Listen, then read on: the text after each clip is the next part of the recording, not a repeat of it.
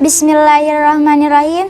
Assalamualaikum warahmatullahi ta'ala wabarakatuh. Alhamdulillahirabbil alamin wa bihi nasta'in wa ala umuri dunya waddin.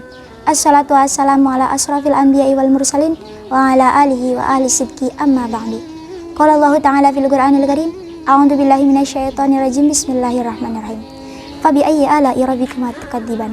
Wa qala Rasulullah sallallahu alaihi wasallam fil hadis, al-haya'u minal iman. Puji syukur kita atas kehadirat Allah Subhanahu wa taala yang telah memberikan kita beribu kenikmatan, baik nikmat iman maupun nikmat Islam. Salawat dan salam tak lupa kita curah limpahkan kepada baginda kita, Nabi Muhammad sallallahu alaihi wasallam. Hadirnya saya di sini akan menceritakan tentang Abdullah bin Umar.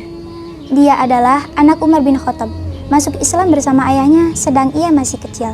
Dalam usia 13 tahun yang masih muda, ia ingin menyertai ayahnya dalam perang Badar dengan harapan akan memperoleh tempat dalam deretan pejuang. Namun harapannya kandas karena Rasulullah menolaknya. Perang pertama yang diikutinya adalah perang Khandaq. Ia mengikuti perang Mu'tah bersama Ja'far bin Abu Thalib. Ia datang pula dalam perang Yarmuk. Ia menaklukkan Mesir dan daerah lainnya di Afrika. Abdullah bin Umar banyak sekali mengikuti jejak-jejak Rasulullah sampai ia menempati tempat yang pernah ditempati oleh Rasulullah. Ia sholat di setiap tempat Rasul sholat.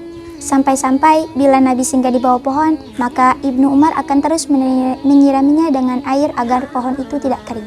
Oleh karena itu, Aisyah memujinya. Ia berkata, tak ada seorang pun di antara mereka yang mengikuti jejak-jejak langkah Rasulullah di tempat pemberhentinya, seperti yang telah dilakukan oleh Ibnu Umar. Ibnu Umar termasuk imam-imam kaum muslimin dan salah satu dari mufti mereka. Dalam fatwa, ia sangat berhati-hati dan menjaga agamanya. Demikian pula setiap langkah yang dilakukannya. Padahal banyak kecenderungan dan kecintaan penduduk Syam kepadanya. Tak ada sedikit pun berperang antara masalah-masalah fitnah. Suatu ketika, Khalifah Utsman memintanya untuk menduduki jabatan hakim. Namun dengan sopan, Ibnu Umar menolaknya.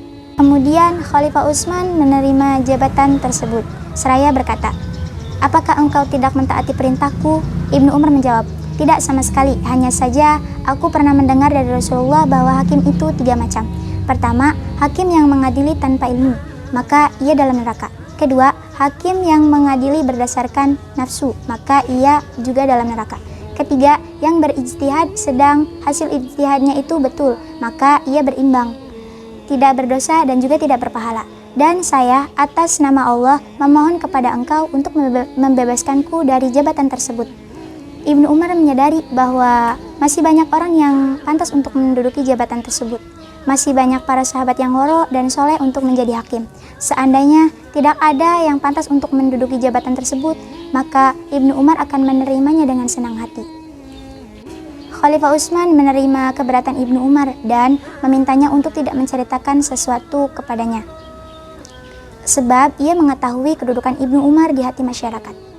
Sedikit pun ia tidak mengikuti peperangan Ali ketika perang itu menyulitkannya. Dan ia berkata, "Aku telah baiat kepada Rasulullah, maka sampai saat ini aku tak pernah membelot dan ingkar janji. Dan aku tak pernah baiat kepada pengobar fitnah dan tidak pula membangunkan orang-orang mukmin dari tidurnya." Pujian terhadap kesolehan Abdullah bin Umar muncul dari orang-orang soleh. Jabir bin Abdullah berkata, "Tak ada di antara kami yang senang kepada dunia dan kepadanya, kecuali Ibnu Umar dan putranya Abdullah." Ia meriwayatkan hadis dari Rasulullah dan tabi'in yang paling banyak meriwayatkannya ialah Salim dan hamba sahayanya Nafi. Ia hidup 60 tahun setelah Rasulullah dan memberi wafta kepada musim haji dan lainnya. Ia wafat tahun 73 Hijriah atau 693 Masehi dalam usia lebih dari 80 tahun. Cukup sekian kisah dari saya, kurang dan lebihnya saya mohon maaf. Wal akhir, wassalamualaikum warahmatullahi wabarakatuh.